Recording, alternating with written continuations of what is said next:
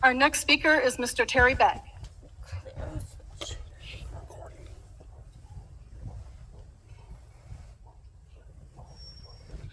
Good evening. At the December 15, 2022 bond meeting, Dr. Kalos led an orchestrated and rehearsed effort to try and discredit me and others' concerns of the 2019 bond package and other issues. I was so thankful you had your bond counsel there, Mr. Benford, a friend of mine, who I highly respect, even though we disagree on some issues. I'm glad you had him there to answer some questions. He gave you the bond statutory requirements, which include facilities, land, and buses. Bond proceeds cannot be used for operations, and principal and interest have the same restrictions. Y'all asked a series of questions, and I'm going to condense the answers because I only get 5 minutes. Y'all got 40. Bond proceeds can be spent outside of the primary projects presented to the voters as long as it is within the purview of local discretion. You would not want to miss out on opportunities to benefit the students. Keep that thought. I'll come back to that. Reimbursements to other funds with bond money must be done within 30 days. And we all know that hasn't happened, don't we? I've got a list here of expenditures, and this is a school document of over $800,000 worth of expenditures that, in my opinion, some of them are operational expenses. Student Chromebooks. What are they worth? What's the life expectancy? Would you go out and buy a Chromebook or Chromebooks and finance it for 30 years and pay principal and interest on it? No, you wouldn't. There's all kinds of furniture on there. Would you go out and purchase furniture and finance it for 30 years and pay principal and interest on it? No, you wouldn't. There's construction salaries on there. I wonder if those are salaries of two of the finest employees that ever worked for this district who were forced out for saving the taxpayers millions of dollars on projects. Regardless, the taxpayers are going to pay principal and interest on those salaries for 30 years. MVISD scored 6 out of 10 on the indicator 12 of the financial integrity rating system because it was recognized that the debt per $100 of assessed property value ratio might not be sufficient to support future debt payments. For the record, MVISD did not purchase land at Petranco Acres. No one has ever claimed they did. However, there was an attempt to purchase land there and move silos there, and there is much information to support that attempt. It was a very unwise and very costly decision to the taxpayers, and here are the results.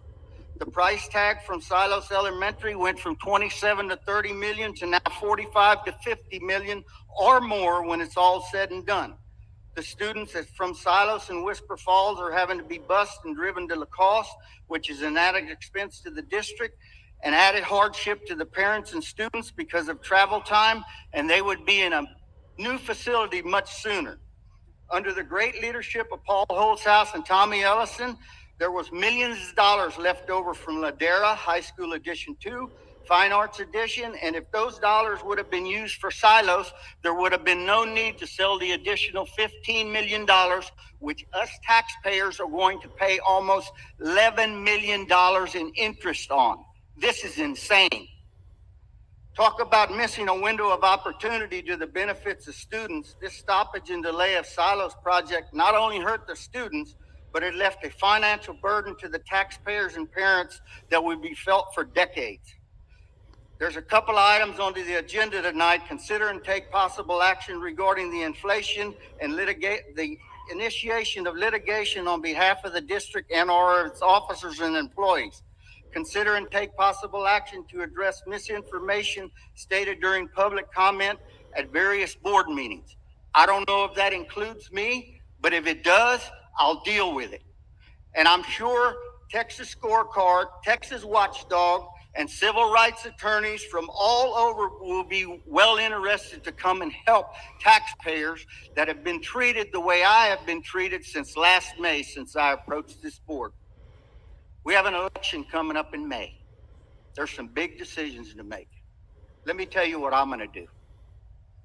I'm going to vote my conscience, and I'm going to base it on facts, not hearsay, not intimidation, and not peer pressure.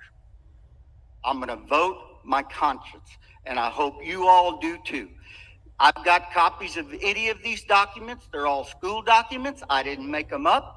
And if anybody wants to have copies and go over them and form your own opinion on this, you're welcome to do it. Thank you for your time.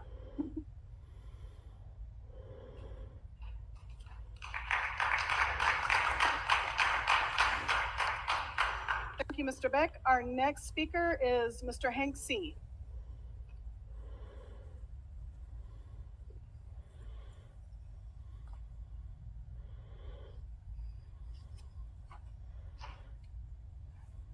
Good evening, Board. I want to echo some of Terry's sentiments. No one ever said we purchased any land at Petranco Acres. Terry's absolutely right. We have a lot of evidence that states otherwise. I want to talk about a couple of things tonight. The lawsuits that y'all are bringing forward and about miscommunication or not being honest with people. Talk about not being honest with people. Y'all haven't been honest with us for 9 months. You haven't been honest with it for 9 months. You realize that we still have open records requests from the Attorney General's office that y'all were supposed to give to us dated back in September 28th, and y'all have not fulfilled the Attorney General's office request. Y'all understand that? About finances, about the ledger, about the bond money. I'm not going to dispute Mr. Hutzler or anybody else in this room that thinks we don't need a bond. I absolutely believe we need a bond. Anybody who can see that we are growing. That's not the issue. The issue is the plan that you have in place and the people you want us to give the money to. You can't answer for the bond money we've given you, and you're sitting here asking for more money. How does that work? I wouldn't be standing here if y'all gave us the answer to the questions you answered the questions we asked. Wouldn't be here. But you haven't been honest one bit. And to think that you're going to turn around and use taxpayer money to sue them. You know that that's only been done twice in the United States? Twice, once in Texas and once in California. We looked it up. The head of attorney checked it out for me. It failed both times. We have a right to speak. You have the right to listen. We can address any of you and any staff member we want if y'all are dealing with our money. And that's what we've done. Y'all just don't like it. Y'all are trying to silence us. You're trying to prevent us from letting you pass your bond. That's what this is. It's not going to happen. We're going to work so hard to make sure this bond does not pass and that people know the truth and how y'all have run our school and how you've lied about our money. Every month, you get a finance director to come up and show us money and facts and figures, and every month, your numbers move so much. Matter of fact, Mr. Kalos said last month, we got $92 million. Mr. Kalos, if we had $92 million, then why did you sell a bond for $15 million where we have to pay back $11 million in interest? If we've got so much money, why did you sell that bond? It's amazing. But y'all don't ever answer any questions. You never allow us to have a format where we can communicate with you. We can't communicate with you at this right here because it's citizens' comments only. None of you will place an agenda item on there so we can have open communication with you. And workshops are supposed to be where we can communicate with the board members, the people who represent us. And y'all refuse to even let us have any interaction at workshops. So when can we talk to you other than we meeting out with you out in the parking lot after a board meeting and getting your opinion on one thing or the other and telling you what we want you to represent? It's not official. And all the taxpayers don't get to hear you say it or see it. How can we make an educated decision in May who to vote for if we don't know who you're representing or what you're representing? Because we have no idea what you're representing. It looks like a woke agenda to me. That's exactly what it looks like. It's disgraceful, guys. Silence the taxpayers. Take our money. You know what Mr. Kalos said last week? These meetings are only for you to come and witness what you see. Basically, what I heard is shut up, sit down, be quiet, and give me your money.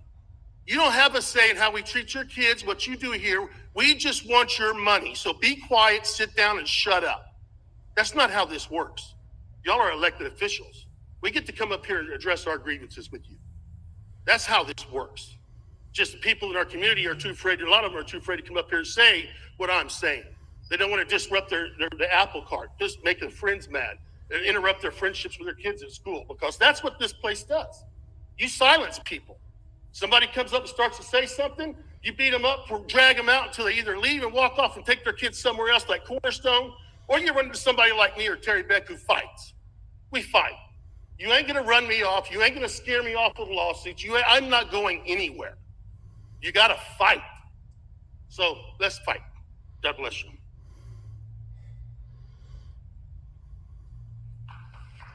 Our next speaker is Mr. Charles Seay.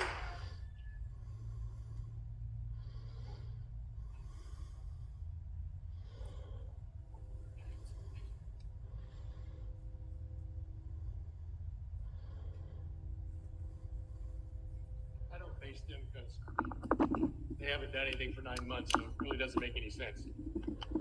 So I don't really live here. I have some property, but I'm retired, so I just travel.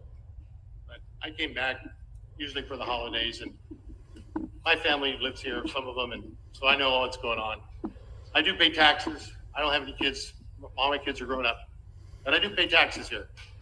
And when I hear about how they waste the money, it's costing me money. It costs all you guys, all of us taxpayers money. I do know Texas law states that all the information is supposed to be transparent for all us taxpayers to see. But for some reason, they don't want to show it to us. Why would that be?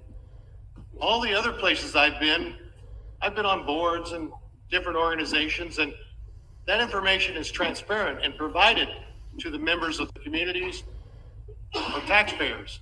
It's readily available. And if it's not, you could go request it. And it's like the law here says, they have 10 days. That's not happening here. As you can see, it's been 9 months. And as Mr. C over there responded, the Attorney General of Texas told them to provide this to us back in September. And still they're in defiance and non-compliant. Why is that? Why are they getting away with not complying with the Attorney General of the state of Texas? Doesn't make any sense. I was hopeful last meeting in December, they had that little heading on the paper, something about addressing the concerns of the citizens, something of that nature. And I was going, well, gee, maybe the talks we've had has made a headway. They're going to actually open up and be transparent and talk with us taxpayers. But that was not the case. It was just retaliation. That was what they're trying to do. Retaliate against anyone who spoke against what they want or what they didn't want to release to us.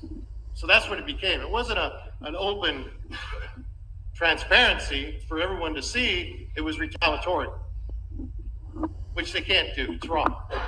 In fact, also the state of Texas has rules about that. There's laws in here that says you can't do that because apparently other boards have thought about doing that. So they put laws in there to protect people like us. I'm not going to say what they are. I'm sure that our attorneys will be able to implement those if they need to. If that has to come to that, it's fine. That's why we have laws. But just remember, guys, taxpayers, they're using your money that you pay in taxes to fight anyone who doesn't agree with it. It's coming out of your tax dollars.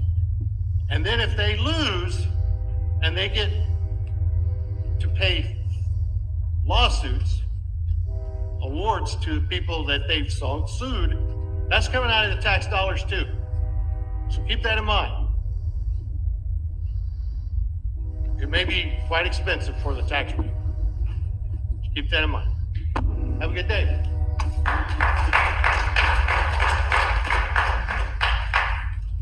Okay, our